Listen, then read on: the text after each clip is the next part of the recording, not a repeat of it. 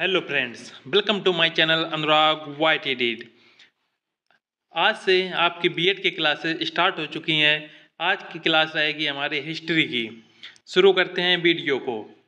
इतिहास शब्द की उत्पत्ति इति धन हाथ से मिलकर हुई है, जिसका अर्थ है ये निश्चित था।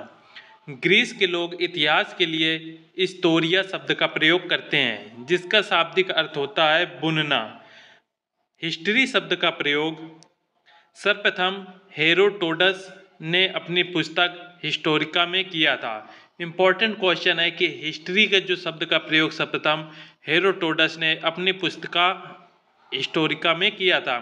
हिस्टोरिका पुस्तक के लेखक हैं हेरोडोटस, इसलिए हेरोडोटस को इतिहास का जनक कहा जाता है। यदि एग्जाम में पूछे कि इतिहास का जनक किसे कहते हैं, तो राइट आंसर होगा हेरोडोटस को। और हेरोडोटस ने हिस्ट्री शब्द का प्रयोग सबसे पहले किया था। अध्ययन की सुविधा के लिए इतिहास को 3 भागों में बांटा गया है। सर पहले आता है प्राचीन काल, उसके बाद मध्यकाल और अंत में आता है आधुनिक काल। नेक्स्ट पॉइंट है प्राचीन भारतीय इतिहास को जानने के स्रोत।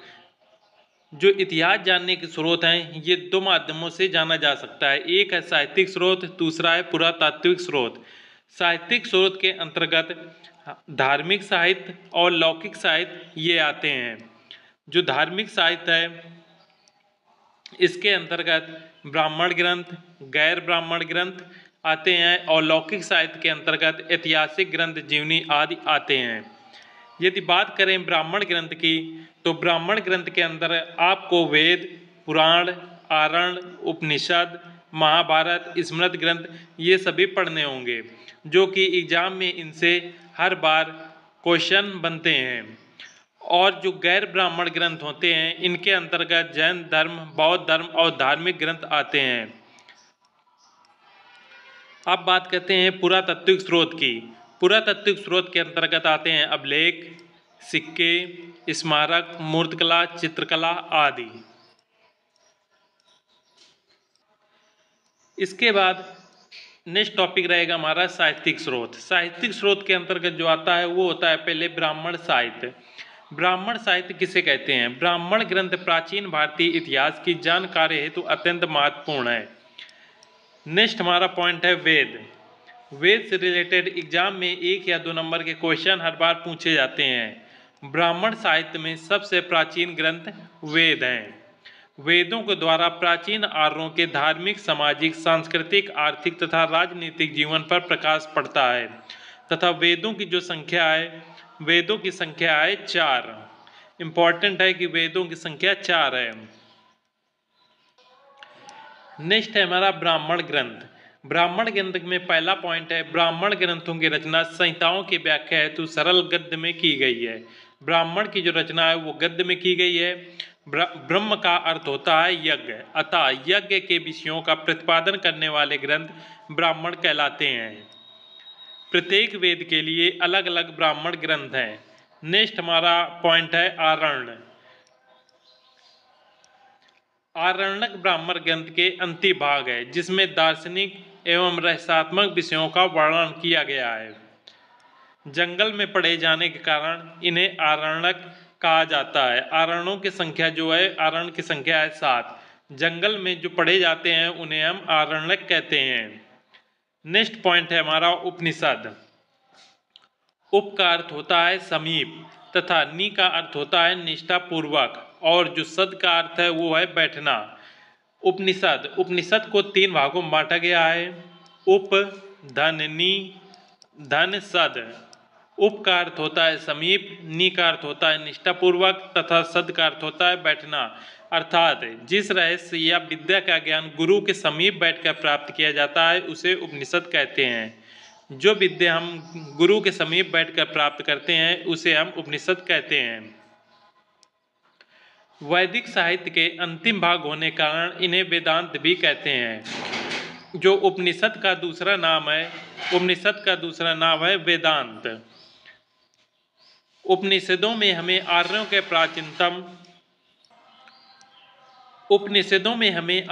प्राचीनतम दार्शनिक विचारों का ज्ञान प्राप्त होता है। भारत का जो राष्ट्रीय आदर्श वाक्य है सत्यमेव जयते, ये मुंडोक उपनिषद से लिया गया है। इंपॉर्टेंट क्वेश्चन है कि भारत का आदर्श वाक्य है सत्यमेव जयते, जो कि मुंडोक उपनिषद से लिया गया है। उपनिषदों की संख्या है 108 तथा उपनिषद को हम वेदांत भी कहते हैं। उपनिषद जो होते हैं वो गुरु के समीप बैठकर जो विद्या प्राप्त की जाती है उसे हम उपनिषद कहते हैं। नेक्स्ट है वेदांग। वेदांग की संख्या है 6, जिसमें शिक्षा, कल्प, व्याकरण, निरुक्त, ज्योतिष एवं छंद आते हैं। इंपॉर्टेंट है, वेदांगों की संख्या होती है 6 तथा उपनिषदों की संख्या होती है 108। नेक्स्ट पॉइंट है व्याकरण ग्रंथों में सबसे महत्वपूर्ण है पाणिनि कृत।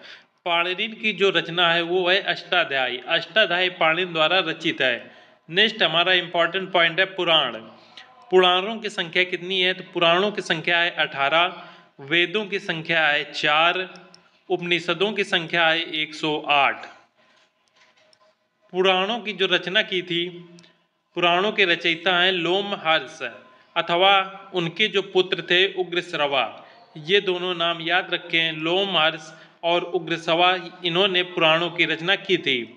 पुराणों में भविष्यतम काल शैली में कलयुग के राजाओं का विवरण मिलता है तथा जो सबसे पुराना पुराण है वो है मत्स्य पुराण।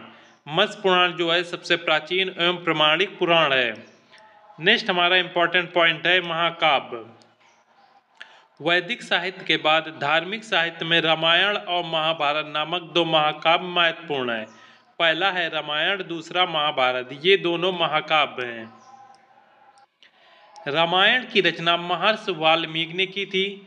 महाभारत की रचना महर्षि वेदव्यास ने की थी। इंपॉर्टेंट है कि रामायण की रचना किसने की? तो रामायण की रचना की थी महर्षि वाल्मीकि ने और महाभारत की रचना की थी महर्षि वेदव्यास ने। महाभारत में 1 लाख श्लोक हैं, जिसके कारण इसे सत सहस्त्र संहिता भी कहते हैं। महाभारत का दूसरा नाम सत सहस्त्र संहिता है, जो इसमें 1 लाख श्लोक होने के कारण इसको कहा जाता है। नेक्स्ट पॉइंट है महाकाव्यों से प्राचीन भारतवर्ष की सामाजिक, धार्मिक तथा राजनीतिक दशा की जानकारी मिलती है। नेक्स्ट पॉइंट है ब्राह्मणोत्तर साहित्य, जिसमें हम पढ़ेंगे बौद्ध साहित्य को। बौद्ध साहित्य में सबसे प्राचीन बौद्ध ग्रंथ है त्रिपिटक। बौद्ध ग्रंथ जो सबसे प्राचीन है वो है त्रिपिटक। इसके अंतर्गत, त्रिपिटक के अंतर्गत आप सुत्त पिटक, विनय पिटक और धम्म पिटक, ये इसके 3 भाग हैं त्रिपिटक के। सुत्त पिटक को बौद्ध धर्म का इंसाइक्लोपीडिया भी कहते हैं। यदि पूछा जाए कि इंसाइक्लोपीडिया किसे कहते हैं, तो जो सुत्त पिटक हैं इन्हें हम इंसाइक्लोपीडिया भी कहा जाता है। जातक ये बौद्ध धर्म से संबंधित हैं तथा बुद्ध के जो जन्म के पूर्व की कथाएं हैं उन्हें हम जातक कथा भी कहते हैं। प्राचीन बौद्ध ग्रंथ पाली भाषा में लिखे गए हैं। यदि पूछा जाए कि बौद्ध ग्रंथ किस भाषा में लिखे गए हैं, तो बौद्ध ग्रंथ पाली भाषा में लिखे गए हैं। दीपवंश एवं महावंश से मौर्यकालीन इतिहास की जानकारी मिलती है। जो हमारे दीपवंश और महावंश थे, इनसे हमें मौर्यकालीन इतिहास के बारे में जानकारी मिलती है। संस्कृत में लिखित महावस्तु एवं ललित विस्तार से महात्मा बुद्ध का जीवन चरित्र मिलता है। नेक्स्ट पॉइंट है हमारा जैन साहित्य। जैन साहित्य को आगम भी कहा जाता है।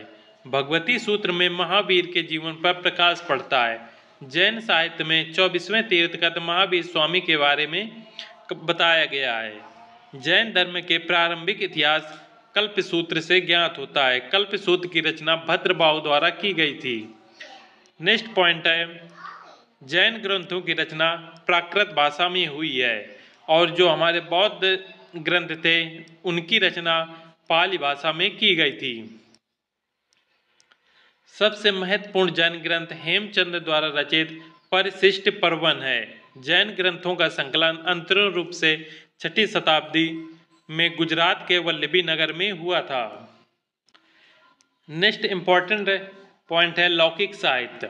लौकिक साहित्य के अंतर्गत ऐतिहासिक एवं अर्ध ऐतिहासिक ग्रंथ, विदेशी विवरण एवं जीवनों को रखा गया है। ऐतिहासिक रचनाओं में कौटिल्य के अर्थशास्त्र को महत्वपूर्ण स्थान मिला। अर्थशास्त्र जो रचना है ये कौटिल्य ने किया है। कौटिल्य का दूसरा नाम चाणक्य तथा विष्णुगुप्त भी इन्हें कहा जाता है। अर्थशास्त्र को भारत का पहला राजनीतिक ग्रंथ माना जाता है। यदि पूछा जाए कि भारत का पहला राजनीतिक ग्रंथ कौन है तो अर्थशास्त्र के रचनाकार कौन है तो कौटिल्य, या इनका दूसरा नाम चाणक्य, या इन्हें विष्णुगुप्त भी कहा जाता है। नेक्स्ट पॉइंट है, अर्थशास्त्र में मौर्यकालीन इतिहास एवं राजनीतिक ज्ञान को महत्वपूर्ण स्रोत है। अर्थशास्त्र जो चाणक्य ने लिखा था इसमें हमें मौर्यकालीन इतिहास के बारे में जानकारी मिलती है। इसके अतिरिक्त विशाखदत्त कृत मुद्रा राक्षस जो रचना है वो विशाखदत्त ने रची थी, तथा कथा सरित सागर जो रचना है वो सोमदेव द्वारा रची गई है, और बृहत कथा मंजरी जो रचना है वो क्षेमेंद्र द्वारा रची गई है। नेक्स्ट इम्पॉर्टेंट पॉइंट है कि रातरंगिनी पुस्तक कल्लड़ द्वारा रचित गई है, और रातरंगिनी में हमें कश्मीर के इतिहास का वर्णन मिलता है। ये हमारी आज की पहली क्लास यहीं समाप्त होती है। मिलते हैं नेक्स्ट वीडियो में।